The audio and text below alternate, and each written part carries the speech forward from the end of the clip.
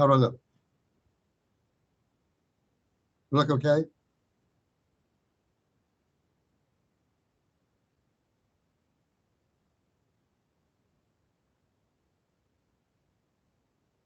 Do I look okay? Yeah, fine.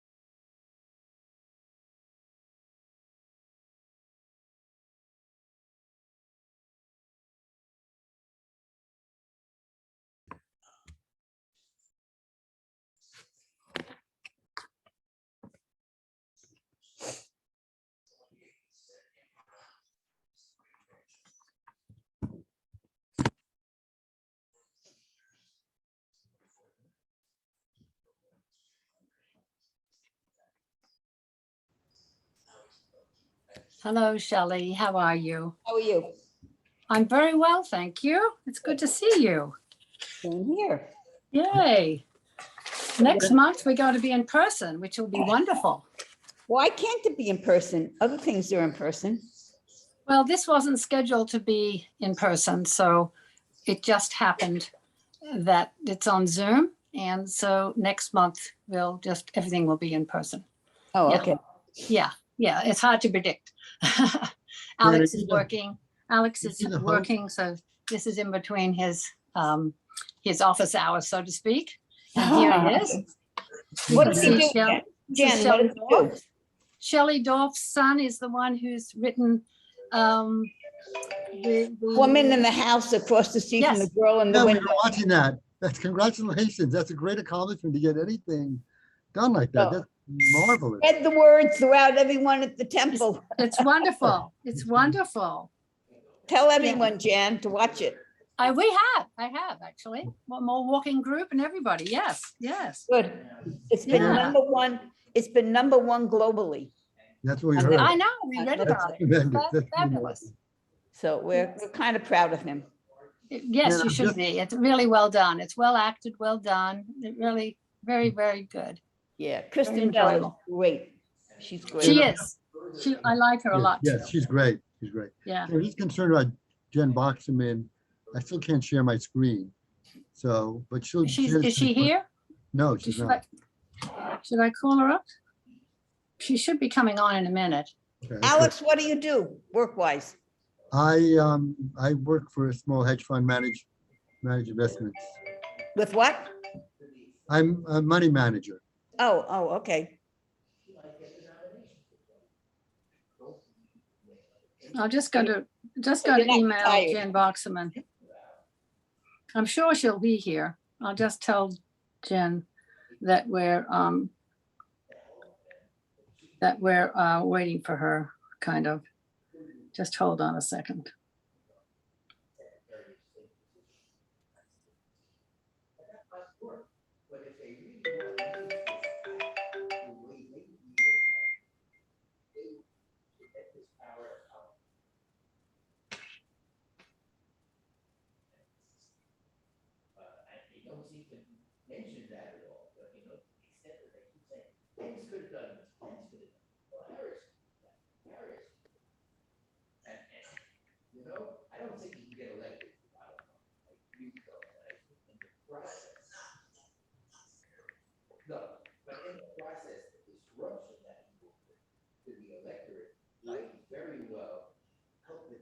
Jen knows she's hosting the meeting, right?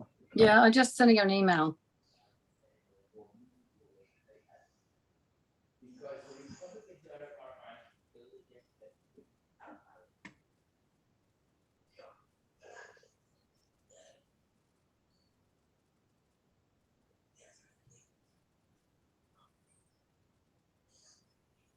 I see Kim. Hi, Kim.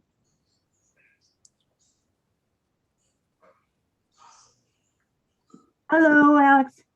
Oh, hi, Kim. How are you? I'm just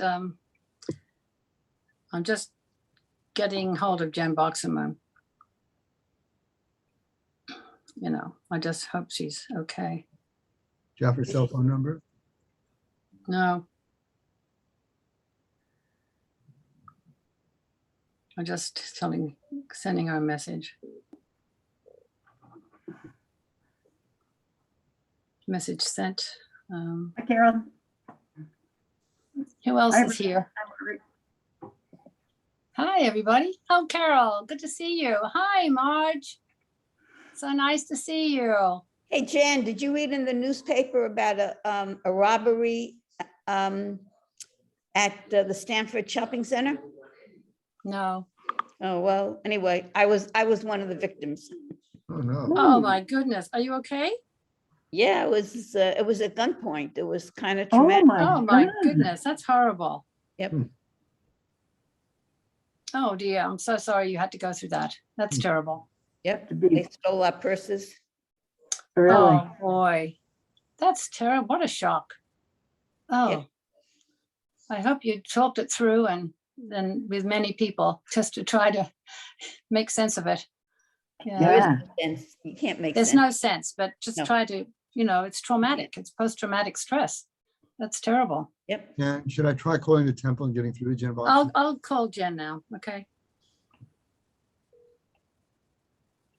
Part of this, I'd like to share my screen. So far, that's not in the button. At the tone, please record your message. No, When that's you okay. finish recording, you may hang up or press 1 for more options. She said she's logging in now. Okay, good. I think I got that message. Logging in now. Yes, Jen will be here in a second. Yes, you know, good. Hello, Helen. So nice to see you.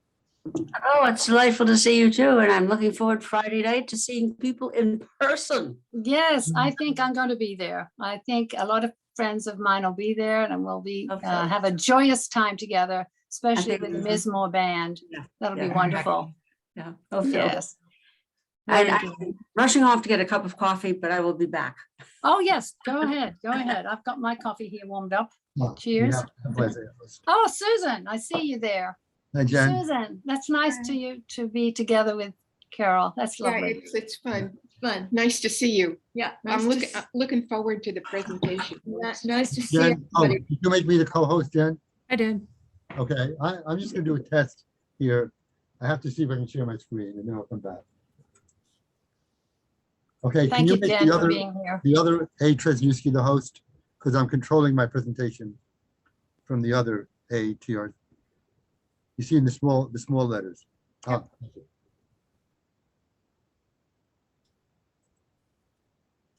Beautiful. Let's see, this work? Yeah. Does everybody Yes, see it this? does. Yep. Yeah. Okay. I'm gonna stop sharing now. Uh, Okay, great. You got a little preview. Jen, thank you. Yeah, I am. I'm having some internet issues, so I'm just going to step away and try to get a different cable. But, Okay, thank but you. thank you, Jen. Appreciate you getting me to be the co-host. Now I Just can okay. relax. yeah.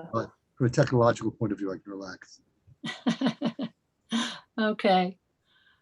Well, next month we'll hopefully be, well, we're planning to be in person, so that'll be exciting. Good. We won't have to Zoom.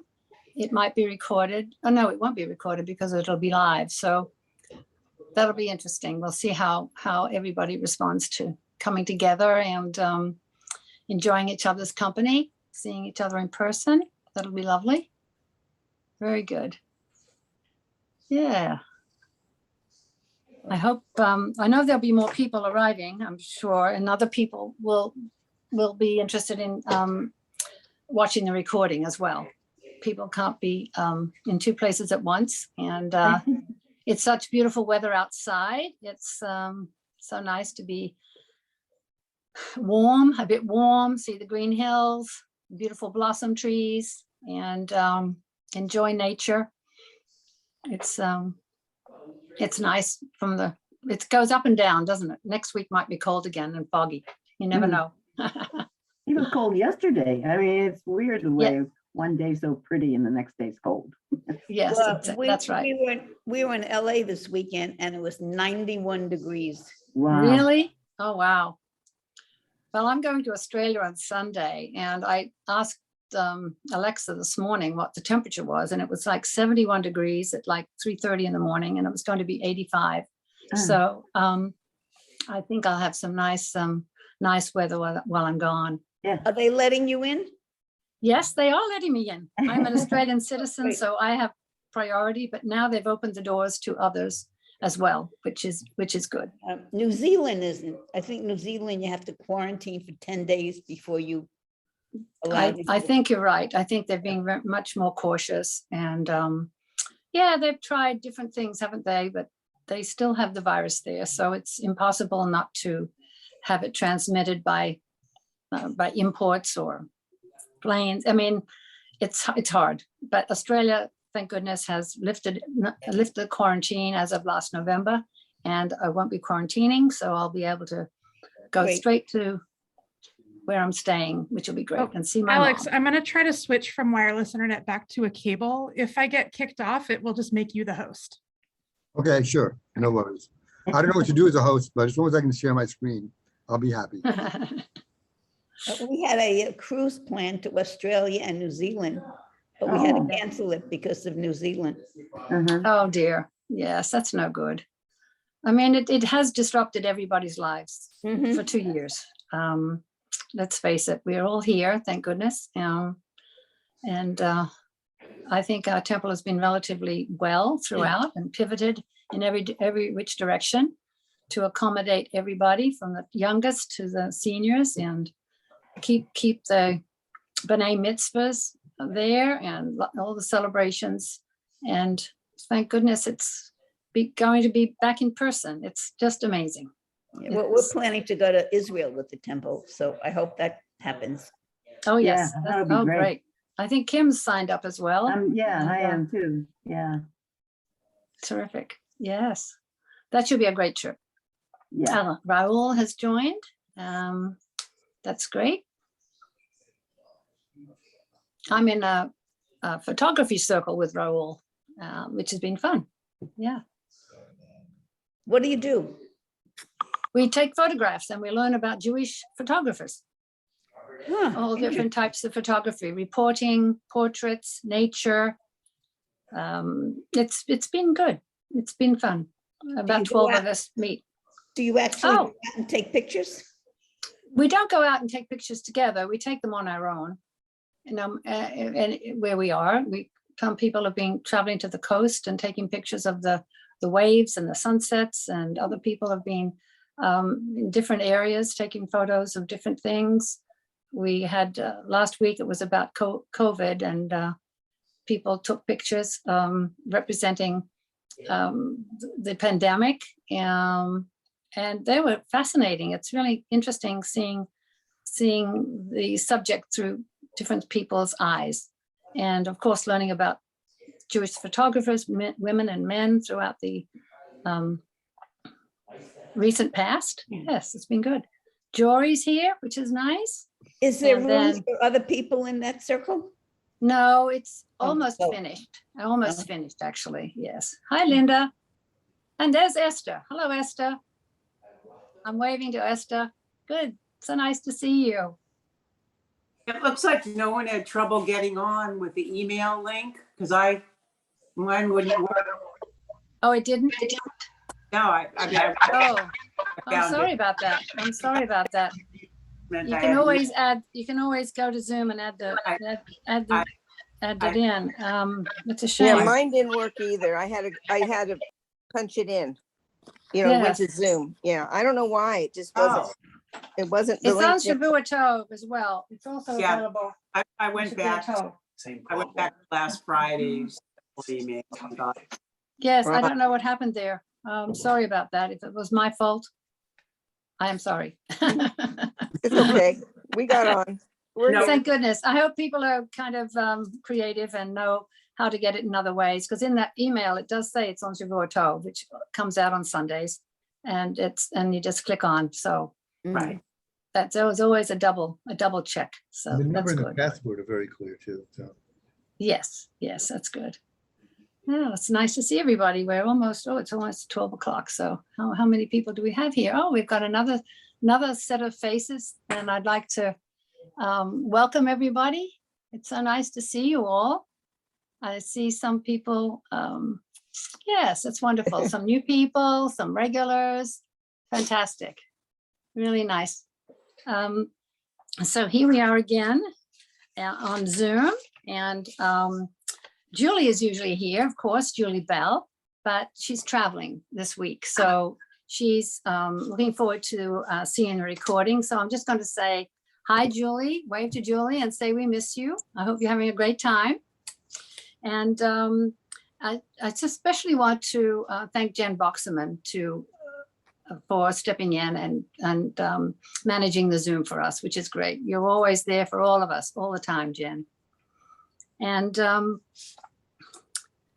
I just want to especially, again, say how nice it is for all of you to show up every month. Every month. We've been Zooming for quite a while now. And, it's second best, but it definitely is good because we can see each other, and people who are new can see people's names, and hopefully they'll be able to join us when we're in person. And I guess what? Next month, we're going to be in person. So Helen Ann Licht is going to share her story next month. She has written a book, Travels with an Artist, and she's a most amazing painter. And so she has written her autobiography, actually, and there's a lot of history in there and her travels. So I hope you all can come to Temple. It'll be on March 16th at 12 o'clock. And we actually might say 11:30 because we have lunch. Bring a bag lunch at 11:30 so we can smooth a little bit and have lunch before the program at 12 for about an hour. So I'm hoping that you all can come and join us, and that'll be wonderful to see you actually in person. So welcome to the new people, and I hope you'll come next month as well. Just one more announcement. This week, services will be in person in the sanctuary at 6:30 p.m. That's Friday the 18th with the Mizmor Band, which always brings so much more added joy to our gathering. And I'm hoping that a lot of you will be there. It'll be wonderful to see you in person and to celebrate the new phase of our worship as we hopefully exit out of the pandemic slowly and surely. There's also a notice in the Shavua Tov that services will be resuming every week in person. They will be on YouTube, and the third Friday night service will also have the option of Zoom. So there will be that ability to Zoom in if you're not up to coming. But the Mizmor Band is always so exciting and lively, and really adds to the experience at our Shabbat service. So I hope you'll all be able to come in person and be together finally. Anyway, without any further ado, I'm going to introduce my husband, Alex. We've been married 41 years, and here he is. He was initially going to do a program about the financial world, but we decided that his story might be a little bit more interesting, a bit more entertaining. So I'll just hand it over to you, Alex. He has a prayer for us, and he'll introduce what he's going to be doing. And there you go, Alex, it's all yours. Yes, so this is, hi, so everyone, can I be heard okay? Mhm. Yes, and hopefully everyone will stay on mute until they want to talk. So this is a prayer found from Rabbi Hillel Chaim Lever Israeli. He's a Canadian rabbi who lived and worked in Israel and now a rabbi in Hamilton, Ontario. And this is his prayer for peace, which is what we'd like to start with. May we merit to bring about the day when war and bloodshed cease, and a great peace embraces the whole universe. No nation will lift up a sword to another, and the art of war will no longer be studied. Let knowledge fill the earth as water fills the ocean, and let all people of all ethnicities, races, beliefs, genders, and orientations enjoy true equality, security, safety, and livelihood in the true spirit of coexistence and cooperation. And let us say, Amen. So, as Jan pointed out, I originally started, well, let me go back to the original reason I'm doing Wise Ones for Jan. I mean, Jan has done a great job for 6 years organizing the Wise Ones. And ever since I've known Jan, she loves bringing people together. When I first met Jan, I was working as a therapist in the drug and alcohol rehabilitation department at New South Wales in Sydney. And we had a great group of people, most of them were therapists, and they were kind of lively people, but we didn't socialize that much. And Jan organized a few great parties for us at the house we were sharing in Chatswood, just outside of Sydney. So literally since day one of my knowing Jan, she loves bringing people together. And this is a perfect example of how she likes to do that by starting and organizing this group. So I'm really, I don't know if it's appropriate to say proud of her, but I am. But I don't know if it's appropriate to be proud of a spouse or not, but I am anyway. That's okay. We'll use the word in its best possible sense. So I read Russ and Daughters is one of my favorite places in New York City. It's on the Lower East Side, and they are the paradigm of an appetizer store in New York. They have the best lox in the world. In fact, the joke is that the lox, they slice the lox so thin, you can read the New York Times through it. And it was founded by a family who started in the early 1900s, and he didn't have any sons. So creatively, he took his daughters into the business and named it Russ and Daughters. And the family's done a great job keeping it open. And there's a movie called The Sturgeon Queens, which I love. And I was going to show the Sturgeon Queens to this group. That was going to be my contribution to the Wise Ones. And as a surprise, I was going to bring, have a ship, the lox and the bagels from Russ and Daughters to Lafayette. And we're going to be able to have lox and bagels and cream cheese. So that didn't work out because of COVID. So this is a very, very pale kind of substitute for that. And I do feel like I owe everybody in this group lox and bagels at some point in the near future. But first you'll have to put up with my version of my autobiography. Unlike your next month's speaker, I never actually wrote an autobiography. But this is Alex is Jack. This is Jack. What about Jonas Schimmel's Knishes? Yeah, Jack, we can get into this. I don't know if it's an appropriate place to do it. Jonas Schimmel's Knishes, which is like 10 steps away from Russ and Daughters, was the biggest disappointment of my New York life. They were just terrible. And the guy, they didn't know anything about Knishes. It just lives on the name alone. They just aren't good. So if you want to debate that, we can debate that offline. But I'm not a fan of Jonas Schimmel's Knishes. So what happened is around my 70th birthday, which was already almost 40 years ago, I was feeling very philosophical. And we had a small gathering. And I said, I want to just say something about my life to these people who gathered for the 70th birthday. So through Upworks, I commissioned an artist to do kind of a graphic description of how I describe my life. And she did a great job. So now I'm going to share my screen with you and sort of show you what the upshot of that is. And so since Jan used the word autobiography earlier, we'll call it an autobiography in graphic form. So here we go.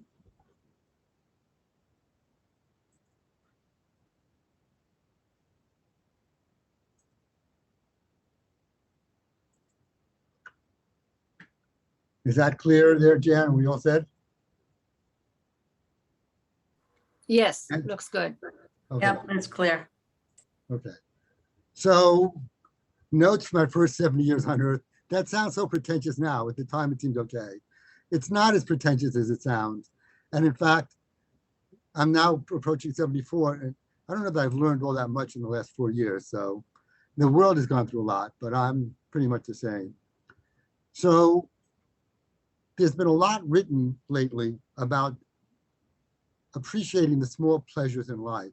In fact, Adam Phillips has a book, a psychoanalyst, English psychoanalyst has a book, which is called Unforbidden Pleasures. And if you Google small pleasures, there's so many now websites and things, and a lot of them start with coffee. A lot of them said enjoying the first sip of coffee in the morning, et cetera, et cetera. So Starbucks is now a very big part of my life. When it was, like during the pandemic, it closed for a while, but I'm there 2-3 times a day. I still work and I'm avidly involved in my job, but I need to get out and not sit in front of a desk by myself. And I going to the Moraga Starbucks 2-3 times a day. I get to know the baristas there. It's really a great experience. And wherever I go in the world, although I haven't gone many places now, I really like to try to seek out the Starbucks. I mean, the Starbucks in China and Hong Kong and Guangzhou and Shanghai are really great places. And I just really love Starbucks. And the other thing is I am prone to panic and I'm, prone to doubt. And the thing is, I love golf. I absolutely adore golf. And the thing about golf is if you see right where this golfer is supposed to be me, Karen did a great job. This guy looks better than I do, but this cartoonist, but right here, the top of the backswing, your club head is further away from the ball than it'll ever be. So if you're going to panic, you say, oh my God, how am I going to get this club head down here and hit this ball straight and far? So the idea is really try not to panic when things seem at their worst, with the one exception being financial markets. If you're going to panic in the market, you have to panic before everybody else. But I still, 40 years later, I still don't have the answer to when it's right to panic and when it's right to be calm. I'm still searching for that. So here we have, again, credit to Karen who did this. I've never met Karen. We just communicated by phone and email, and I told her what I wanted to picture, and she did. So I came to the United States when I was 18 months old. My parents, Leo and Zelda, were both survivors of the Holocaust, concentration camp survivors. And, my father survived with a brother of his. My mother lost everybody in her family.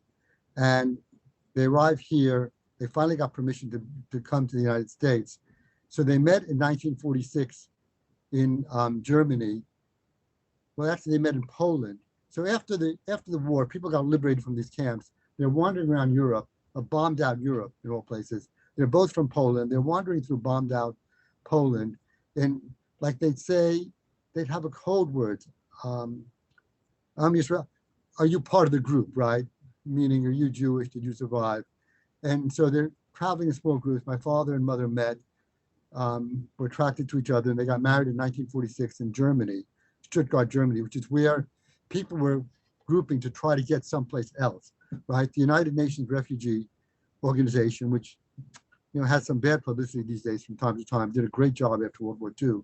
So the Jews from Europe went mostly to the United States and Israel. Some went to South Africa, some went to Australia, some went to France, I guess. But people wanted to get out of Europe.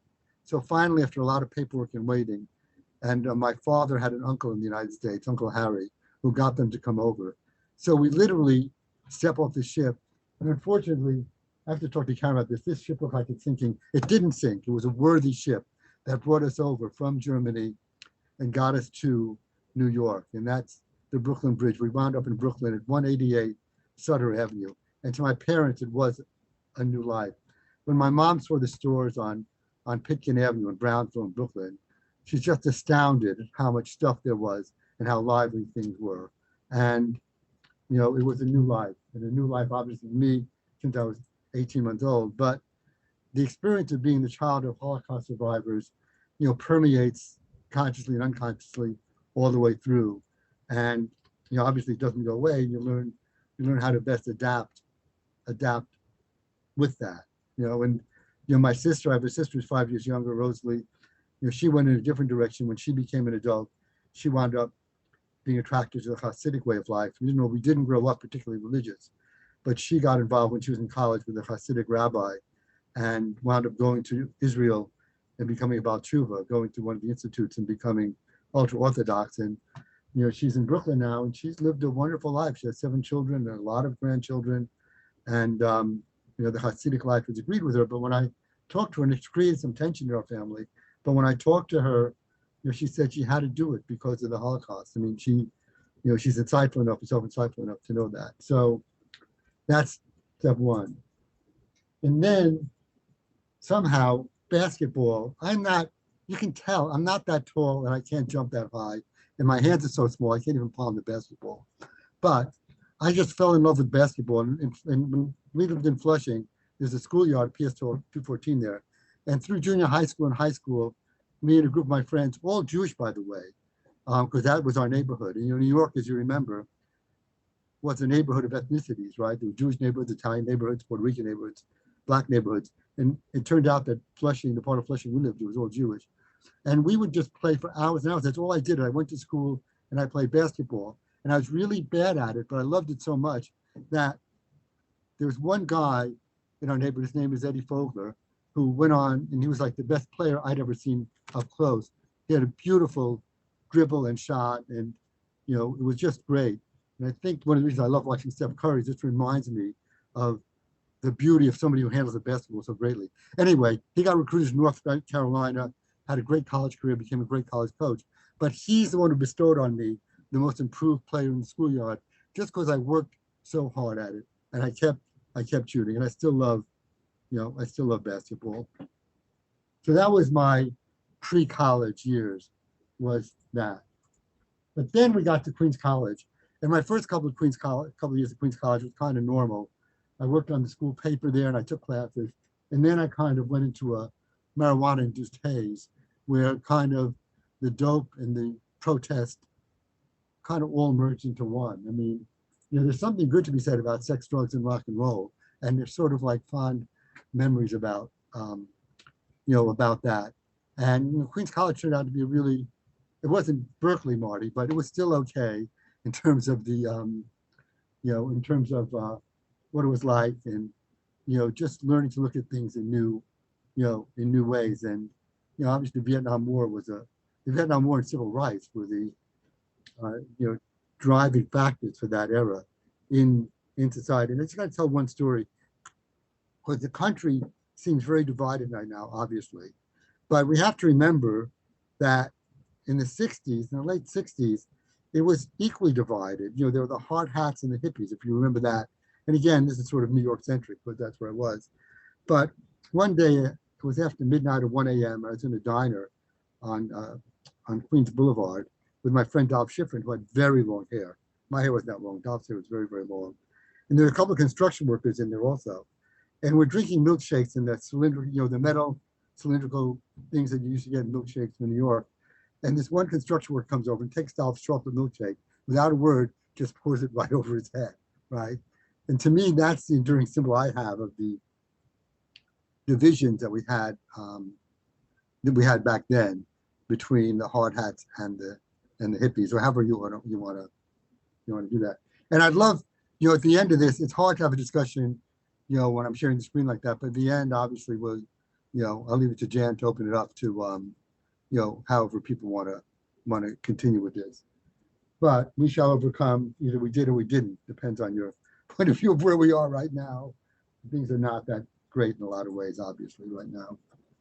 But then that led into what you might call spiritual yearning. And I mean, it's a function of my personality and my own psyche, of how I felt like I suddenly needed more. I needed some kind of deeper reality. And so there was this Indian guru named Yogi Ramaya, who had an ashram on East 5th Street in East Village. And one day about 30 of us went over there to hear him speak. And I was mesmerized by him. I really was mesmerized by him and the philosophy of, meditation, chanting, and the physical asanas. And so of the 30 people who went the first week, we drifted down, and about 5 of us from Queens College actually joined the ashram, including me and my soon-to-be wife, Linda, at the time. And so we became regulars there. And the thing, Om Kriya Babaji, Om. So anyway, it was peace, but it was a different kind of peace and love. It was a very ascetic, much more ascetic than sex, drugs, and rock and roll. In fact, there was no sex, no drugs, and no rock and roll when you joined the ashram. So anyway, that's kind of where we were. And then one day the yogi says and I can't, if there's anybody who's Indian here, forgive me, I can't imitate an Indian accent. He said, there's a tremendous hunger for yoga in Australia. We need somebody to go to Australia and open an ashram there. And for some reason, and this is after Linda and I were married and had a baby, little collie. For some reason, Linda and I both raised our hand and said, we'll go. I still have no idea what motivated me or what motivated Linda, what we're trying to get away from. And so Yogi said, yes, you two can go to Australia and start an ashram, which we did, which brings us to a new life again. And so it's only when I put the slides together, I realized that it's a parallel to my mom and dad arriving in the United States. Linda and I, little colleague, who's now, God bless her, 51 years old and is a professor at UC Davis. I don't know how she overcame the early life we gave her. I mean, God bless her resilience, but she had a crazed early life.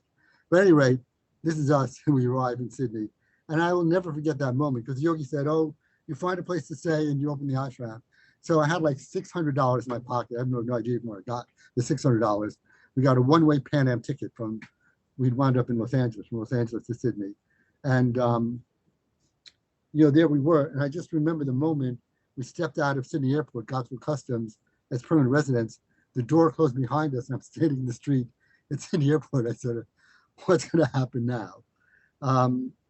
Somehow things worked out. I mean, everybody's life has stories like that.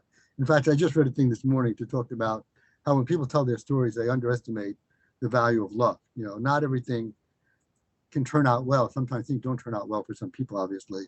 So you have to have some luck as well. And I'm sure I've had my share of good luck. So I'm on a train. So the way it worked in Australia then, when you were a new immigrant to Australia, the guy, when you took you in, said, go to the New South Wales Government Railways. Everybody gets a job in Australia. Nobody doesn't work. So I went to the New South Wales Government Railways. The guy gave me a job as a guard. He said, but you're a college graduate. Are you going to stay long working in the railway? And this is like as a ticket taker or something. I said, I don't know. So I'm driving the train to work, and there's an ad on the train that says, earn while you learn, become a psychiatric nurse. And I said, okay, that sounds interesting. So I went to a place called North Ryde Psychiatric Center, and they were so excited to have me. And you know what I think in Australia in the early 1970s, if you had an American accent, people thought more highly of you than you would otherwise. So I think that might have changed over the last 50 years. But back then, my American accent stood me in good stead. They were very excited to have me. They put me in the training program. If you have a college degree, you can get a 2-year training program, which is 46 weeks on the wards and 6 weeks of classroom training. And I walked in and I felt, I really feel like a natural therapist. I have this fantasy I can help everybody. And of course, it is just a fantasy. You can't help everybody. And it's sort of part of my, I sort of verb between grandiosity and depression. So part of my grandiosity is that I can cure everybody. And part of my depression is that the world can't be solved. But at any rate, I went there and then I met the psychiatrist, young psychiatrist, Ron Spielman. And Ron, also by coincidence, Jewish guy. There's not that many Jewish guys in Australia, but he was a Jewish psychiatrist and he started speaking. And it felt like the words were like nectar coming out of his mouth about how much he understood, mental illness and those kind of things. And, he took me under his wing a little bit. He's not that much older than me. And we became friends and we're friends to this day. He went into psychoanalysis and became an analyst, became a training analyst and became big in the International Psychoanalytic Association. And he's retired now, but, he's had an awesome career as a psychoanalyst. And I'm thrilled to have him as a friend. And every time I do go to Australia, I get to see him. His wife's also an analyst. Both his children are doctors. And he's been a really interesting person to have in my life. So then Ron started a program for, we got involved in the addiction program in New South Wales. And Ron started a program for drug and alcohol offenders. And we try to use group therapy to help them. It doesn't, by the way, in case anyone's interested, it doesn't really work. Problem drinking, problem drugs are a serious thing. And psychodynamic approaches tend not to work that well, but we gave it a try. We tried group therapy. And, here's one typical session. We had sessions at 7:30 at night. And this is kind of the kind of problems we'd have in our groups. This is what people would say literally, when they had to come. So I don't know, we did a lot to solving Australia's drinking problem or drink driving problem, but we certainly had a lot of awareness. And we know this, you know, so married to Linda, my college sweetheart, you know, we were 20 or 21, we got married. Neither of us were really psychologically prepared for that. And, you know, it was rocky. It was definitely a rocky relationship. But we had another child, Peter, who's now, how old is Peter? He's 44. And, you know, he was born deaf, which is another set of issues we could talk about some other time. But he's now, after going through a very, very traumatic teenage years and stuff, but he's now a teacher of the deaf in California School for the Deaf in Riverside, a school that was acknowledged in the Super Bowl because their football team got to the state championship and they were there for the coin toss in the Super Bowl. So that was wonderful because at one point Peter was a football coach at California School for the Deaf in Riverside. So that was pretty, you know, that was pretty good. And now, I mean, I don't know if I really want to talk about this, but I guess I've made the commitment to talk about it. You know, Linda and I left the yoga group and we were left to our own devices. Our relationship began to unravel. And we were visiting two sets of parents. We hadn't been back to the United States in a while. In 1978, we took a trip to the States, you know, because my parents sent me money for the ticket. And when we were in New York, things really unraveled. And we decided that we would, you know, live apart. And this is Collie, you know, Collie and Peter. And I love the way she has illustrated this, Karen has illustrated. So this definitely was the low point of my life. But we, you know, we sorted things out. Linda and Collie and Peter went to live with her parents and would move to Santa Clara from Flushing. And I went back to Australia for a while, not knowing what I was going to do, knowing ultimately I was going to have to come back and deal with my kids. And, you know, in some ways I wish I'd done it better. In other ways, you know, things have worked out okay. Linda and her wife, Chris, and Jan and I and the kids over the years have cobbled together a wonderful, understanding relationship. Jan and I went to Linda's wedding. We have Hanukkah celebrations at Collie's house for all of us. So, you know, we got through it. It takes some perseverance and some luck and some, you know, willingness to look past things. This is not, you know, it's not really my finest moment, but I don't know what else could have happened. But things are about to turn up. Because after I went back to Sydney, I lived for about 6 months in the old place I lived with Linda. Then I decided I needed to start. So I was working at Royal North Shore Hospital, which we had temporary headquarters in, and they had a bulletin board, and it says, young doctor in Chatswood, which is a nice suburb of Sydney, looking for people to share, you know, take a room. So I took a room there, and coincidentally, someone named Jan took a room there also. And then one day, in the, you know, I remember this pretty vividly because I went in to take a shower, and I had this beautiful Adidas yellow and blue tracksuit on, which I wish I could find. It was a great tracksuit, a great 70s tracksuit. And I was coming out of the shower and I had my glasses on, my eyes were blurry. And suddenly this vision comes into place, this like starched white vision with piercing blue eyes and just a lovely presence. And we kind of introduced ourselves to each other. And Jan said, oh, you're the psychologist, Kim said, that's moving in here. And I said, you must be the nurse. And so one thing led to another, and Jan and I are still together 42 years later. So that's fun. And part of my thing, I said this sort of, I become normal. Part of my normalization process was meeting Jan. She's very normal in the best possible way, and very normal in ways that I'm not normal. So it really, you know, it really has worked out wonderfully. So far. So anyway, finally, I get myself, and you know, again through Jan. So Jan decides after we're together a few months that she's going to take a plane to London and become a nurse in London. And I said, well, I'm going to go back to the States. I really have to go back and see my kids. And so I go back to the States, get reunited with the kids. Jan's working in London.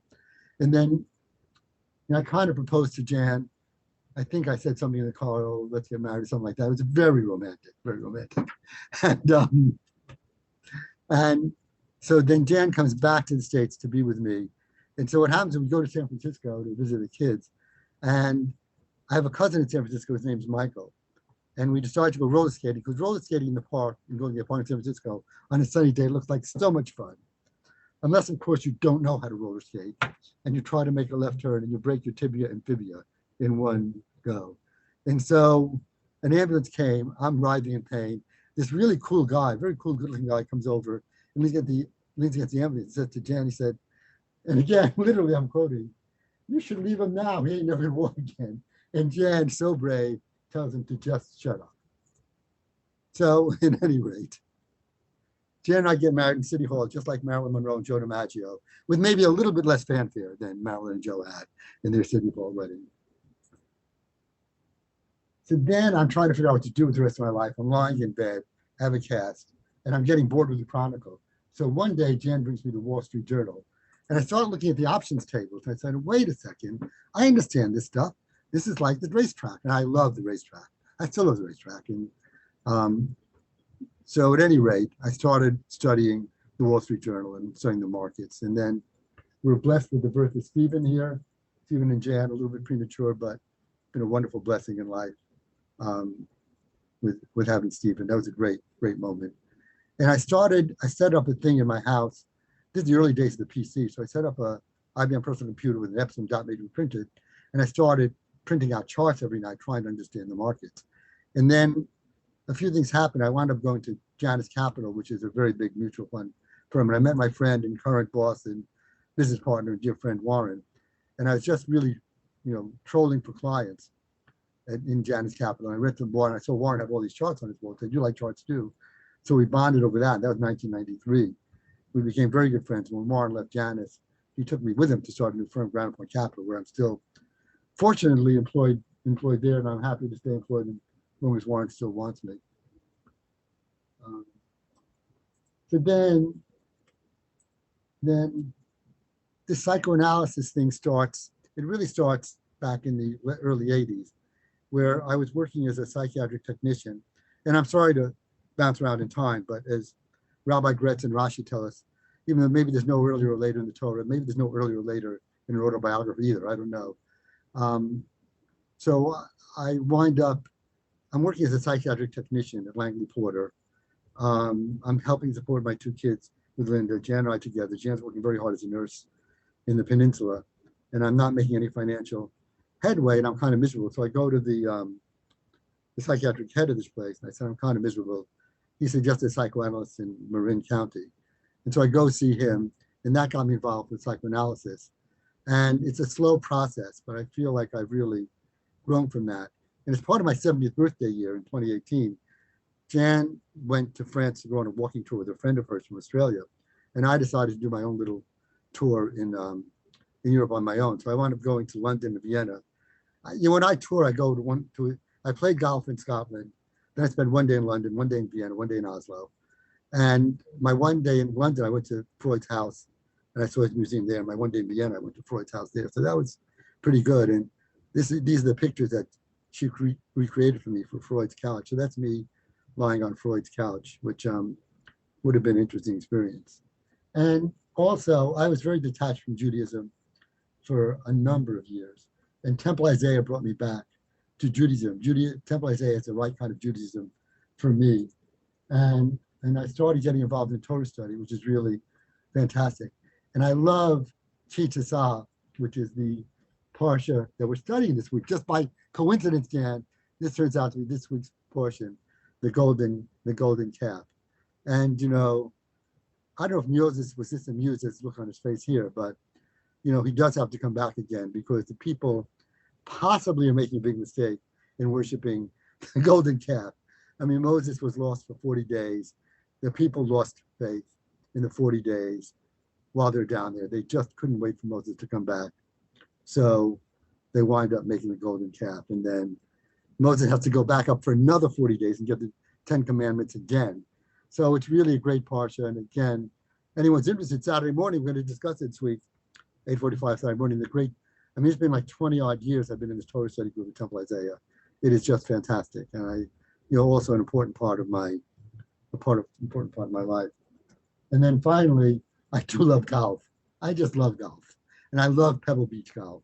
It's fantastic. And the celebration I had for my 70th birthday was at Pebble Beach. And that's the 7th hole at Pebble Beach, an iconic hole. And I look forward, God willing, to have as many chances I can to play golf at Pebble Beach again. So that, my friends, is the graphic comic book description of my story. And now I'm going to stop screen sharing, Jan, so that we can have any kind of thing that people want to say, I'd be delighted to continue this discussion in any way that people would like to do it. So would people like to raise their hands either virtually or on the screen, and we can call on you? Alex, do you want to call on people when they raise their hands and see if they have any comments or questions, or Sure. maybe a reflection of back in New York when you were in New York, or any other country, and maybe there was a similar circumstances with you with questioning life. So I just thought it would be nice for people to interact a little bit. Just pretend we're in the sanctuary together, in the adult lounge together, and we're taking questions, because I know that a lot of you here know Alex, but maybe didn't know all his story. So I think it would be nice to sort of hear your comments or questions. Anybody want to go first? Okay, Okay, I'll go Shelley. with- Okay, Shelley? you call on people, Jan, all right. You call on people, Jan, okay? Oh, okay, Shelley, you have to unmute, Shelley, please.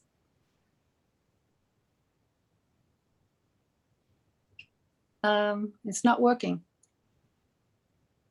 Maybe, is Jen Boxman there, or maybe you have to unmute, Alex? Being co-host, can you unmute people? See,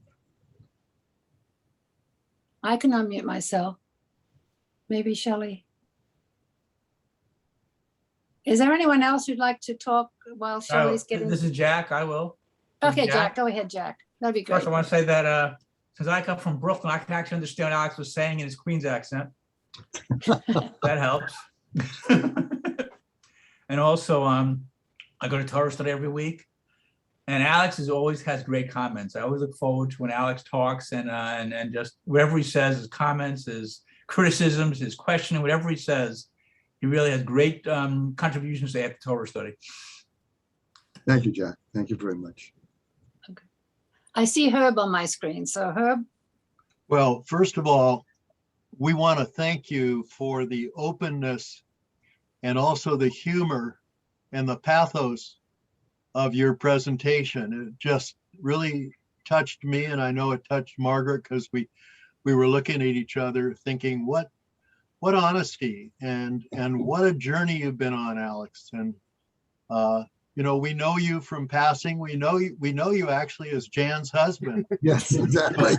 But, Exactly. which is a good thing, as people know me for Marg's husband. But I do want to, I would like to get to know you better now. And so I hope that will happen. But my comment would be, you really didn't have the blessing of an American accent in Australia, because your accent is pure Brooklyn. And sometimes those of us from the West Coast have a little bit of trouble understanding you. Oh, sorry. But I'll pass on the rest of it. I don't know if Margaret wants to make any statement. No, I just appreciate, as Herb said, it was so, it was just very, very enlightening to hear what you had to say. And I thought the person that did the caricatures of your life, she just did an outstanding job. I know you must be very happy with the results, and thank you so much for sharing that with us. Of course, thank you. Really appreciate it. I think I'm unmuted. Am I unmuted? yes, you are. Okay, well, I do welcome your accent because we're from New York. So it's like a touch of home. And we've been here since '84, and I have not lost my accent. But you mentioned Russ and Daughters. Very good friends of ours sent us a whole package for our 80th birthdays. And it was fantastic. When you said the locks was very thin, it was. So I welcome that. I'm hoping to fulfill my promise to have Russ and Daughters for this group sometime in the next few months. Yes. Can I speak Hello? now? Oh, hi, Linda. Hi, that was Hello. wonderful, Alex. I really loved all of your stories. And what I appreciated as someone who kind of had formative years in the 60s also, that you really, your story is a story of coming of age in that time, where I felt that in my case, it was like the 60s went right by me. I was this little nerdy person who never immersed myself in any of it. So it was kind of neat to see that you were all in. Also, as a child of Holocaust survivors, I think you're right. It does permeate who you are. It just does. So I thought everything you said was really so intriguing. And my question is for Jan.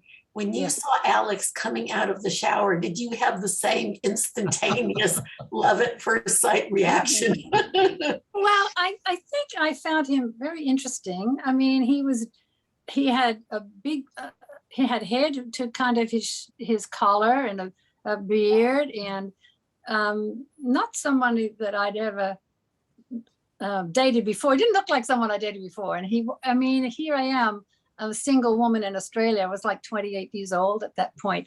I had never had, I was never engaged or have a long-term relationship. And when I think back, it was kind of meant to be. It's kind of interesting. We definitely got together several months after that meeting. And it was an interesting household, a very interesting household. Alex might make a few comments about that, but it's,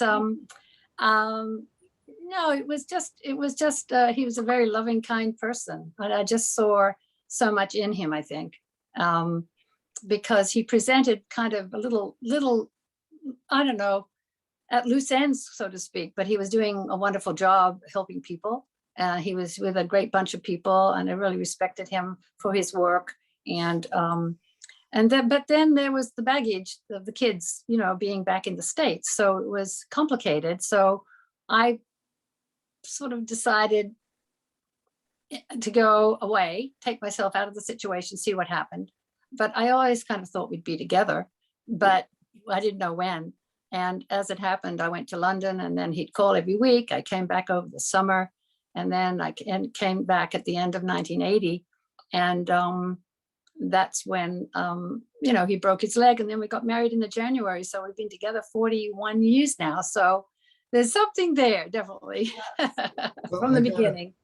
I've got to tell one story before we go on about that, because, you know, Jan has been loving, you know, has been a lovingly Jewish spouse. And, you know, because of my parents, it was important to have a Jewish household, and Jan's 100% into that. And I just admire her for doing that.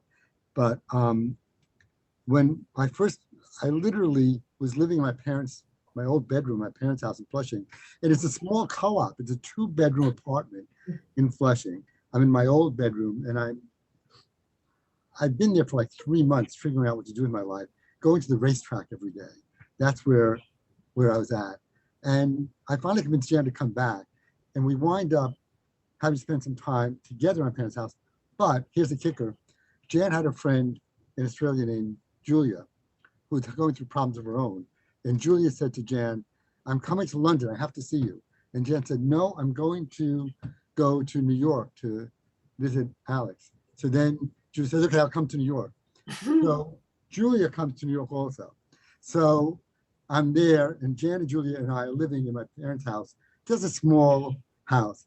And my father, oh, what a sweet soul my father was, really. And Marty, you know my dad.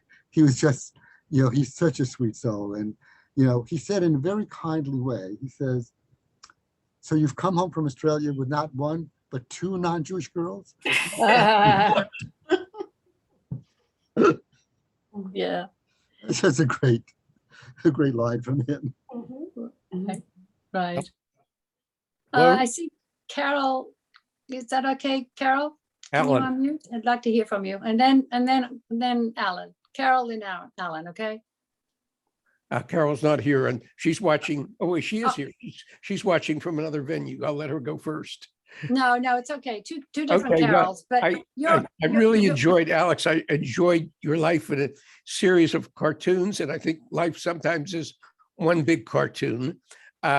just a comment on Russ and Daughters. I played tennis with a gentleman by the name of John Haber, and his dad had a fish deli, I think just a couple of doors down from Russ and Daughters, and he too was from Brooklyn. And I thought that was coincidental.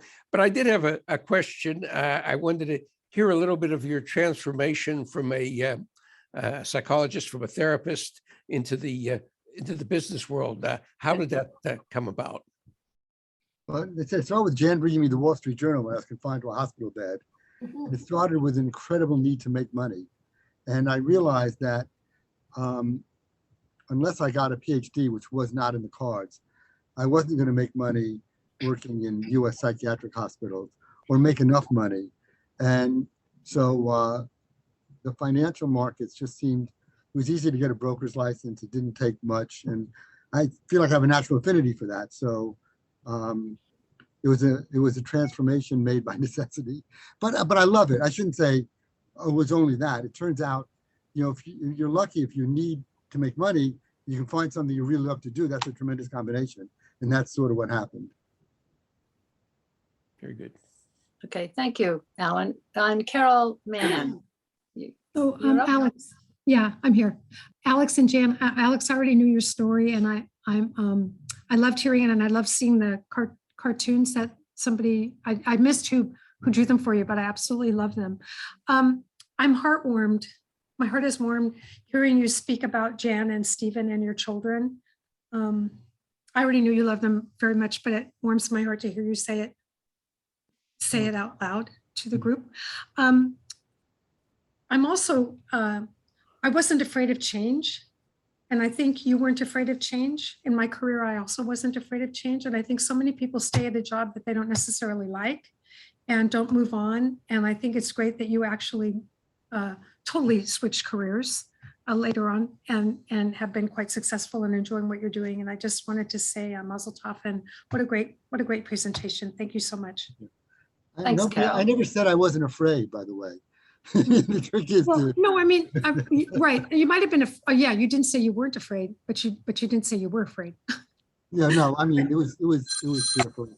Jan was with me when I was lying on the floor at night, stressing out over, literally in a fetal position, stressing out about how I was going to survive at work the next day when some stocks were going down. So there was, like I said, there was some luck involved, but I definitely felt the fear. But you're right, Carol, I did it anyway. So thank you for that. Thank you. Yeah. Carol Olmert. Yeah. I just wanted to say, Alex, how much I enjoyed your presentation and appreciated your honesty. And I feel really lucky now to get to know you better than I've known you, and admire your courage. And I also wanted to share that how much I was influenced by the 60s in the way that you were. You kept trying to find my life's path, but congratulations. Very nice. Thanks, Carol. Okay. Oh, I see Lucy DeBianca, then Marty. Thanks. Thank you, Alex. What an interesting life. You have so many surprise parts of you that just keep popping up. So, but I'm kind of intrigued how your journey through Judaism, how did your involvement with Torah study and how did that path occur? Well, that's all Temple Isaiah, interestingly enough, because, when I started with the yoga thing, I mean, you can't give up your Jewish identity. I never gave up the Jewish identity, but I wasn't involved in Judaism at all. And it was really only, it was actually took my dad retired from working in the garment center in 1988 and didn't know what to do. So he and my mom moved to Moraga. And it was only after they moved to Moraga, I realized, oh my God, I've got to have some Judaism in my life because of theirs. I mean, somebody talked about how being the children of Holocaust survivors, that affects you. And that was big. I just suddenly realized that I had to be Jewish again. And, we went to Temple Emmanuel in San Francisco a couple of times, but when we walked into Temple Isaiah, it was good. But then Rabbi Shanks had a group called Times and Season for interfaith couples. There were 4 couples in that group. And, she, just an amazing person. She got us involved. And then I got to know Rabbi Gretz, and we became very, very good friends.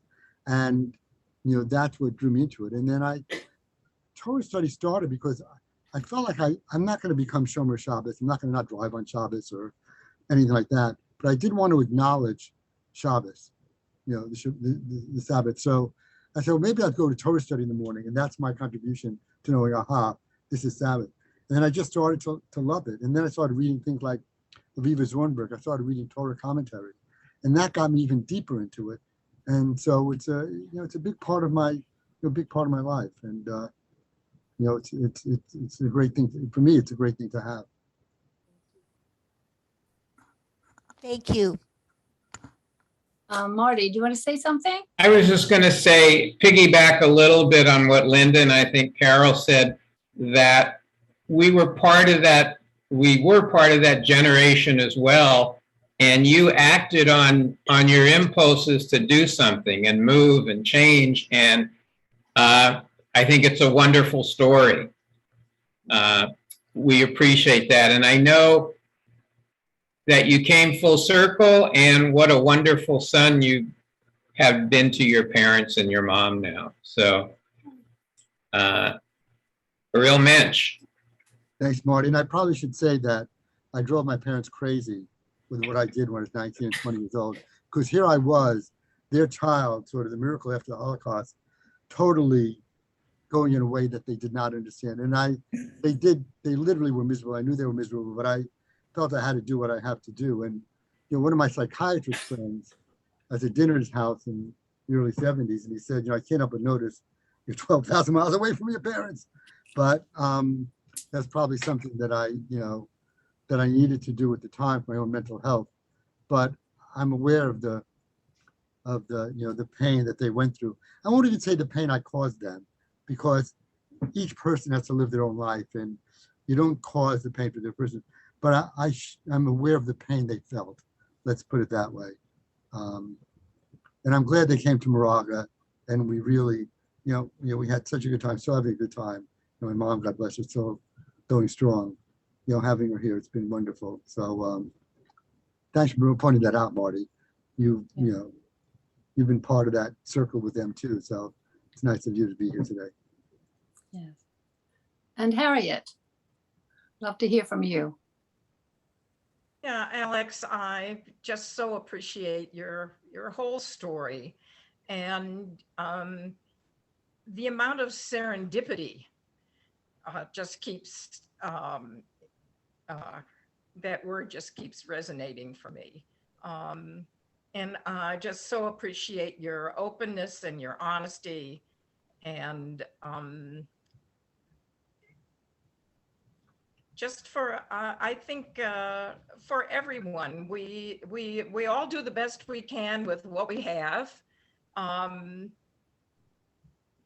But your journey is fascinating, and I just so appreciate your sharing it, and also love the illustrations. They're terrific. Oh, Linda.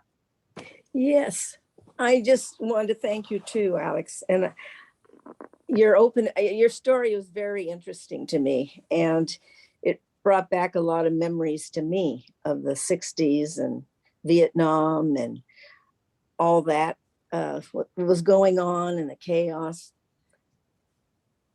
But you got through it, and your openness about going into therapy too, because I've done some therapy, and some people say, I tell people, but they say, you tell people. And I said, like, I just don't see where there's anything wrong. I mean, it helps you, and I believe in it. So, and I also really relate to Starbucks. So you opened with Starbucks, and I don't go twice a day usually, unless it's to pick up maybe some food, but I do have to have my cup of coffee there. And it's been nice. I really missed it when they closed. I just felt like a huge, now what do I do? Where do I go? So your story was very interesting, and you had quite a journey. So thank you. Thanks, Linda. And I saw Sherry Luxion's hand up and then Cecile's. Okay, Sherry.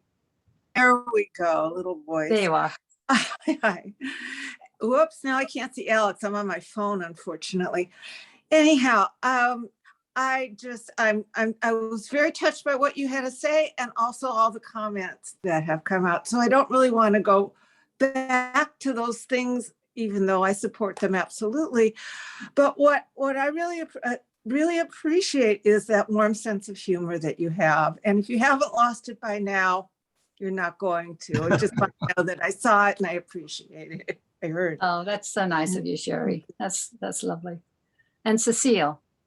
I want to thank you, Alex, in this world where we're isolated from each other, even when we don't have to be in isolation. I like to know who people really are, and I really appreciate knowing you better, and I hope you'll set an example for people. And the only male who could have done this would have been Jan's husband. Thank you. Oh. That's wonderful. Thanks, Cecile.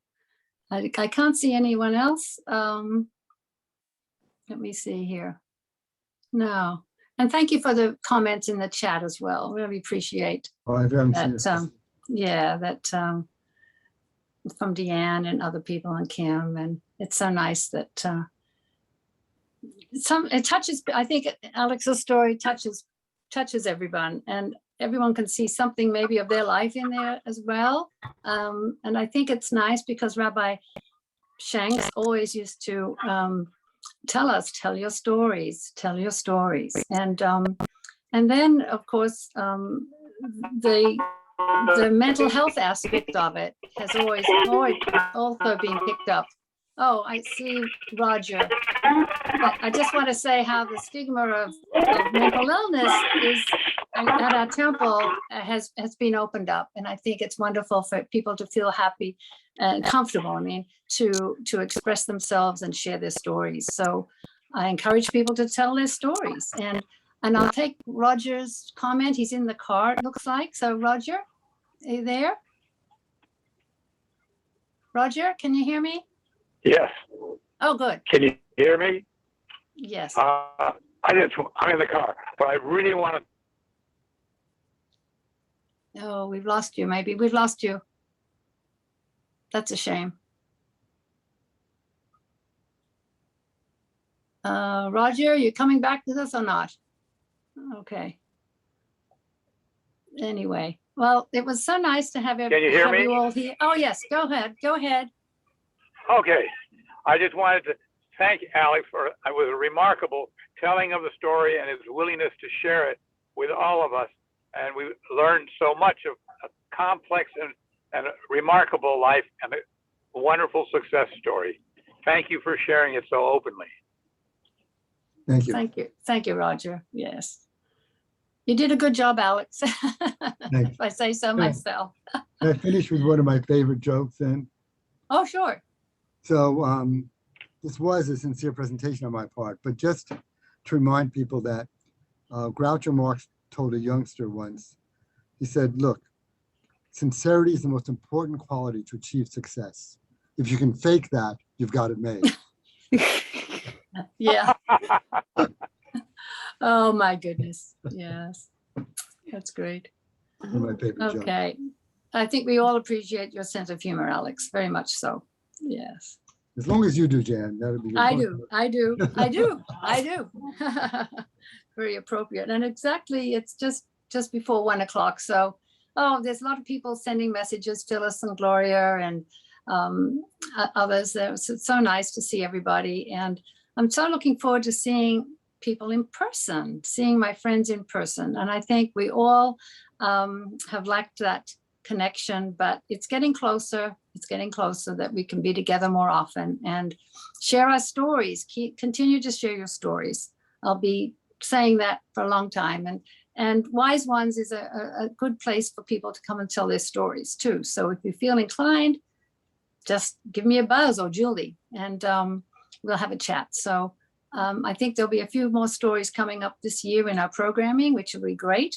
So I look forward to those, and I look forward to seeing you all next month in person and at the temple.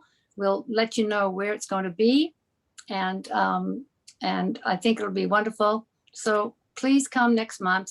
I have the lunch in the courtyard, Jan, and Oh, you Wise Ones do? in the adult lounge. Oh, that's right. That's right. Exactly. That's exactly. Thank you so much, Jen. So And every- bring your bag lunch, come at 11:30. And if you don't have time at 11:30, just come in at 12 o'clock and enjoy the presentation with Helen and Licht, which will be great. So thank you all again so very much for coming. And oh, Can I Alex say is one going to more say thing, something. Jan? Yes. One more thing I want to say, which is I owe you all, so everybody's here is first on the list to get the Russ and Daughters bagels and lox when it comes. Okay, so just watch out for that particular Wise Ones session. I'm not going to talk anymore when we do that. We're just going to eat the bagels and lox and discuss how thinly sliced the lox is. That will be a topic of discussion. Okay. We'll have Thank to bring you. the New York Times. Thank you all for your attentive listening and the wonderful comments. It's really heartwarming. Thanks a lot. It was wonderful to be here. Thank you. Thanks again, Alex, and thanks, Jen. Take care, everybody. Have a great week. Bye. See you on Friday night, I hope. Bye-bye. Thank you, Alex.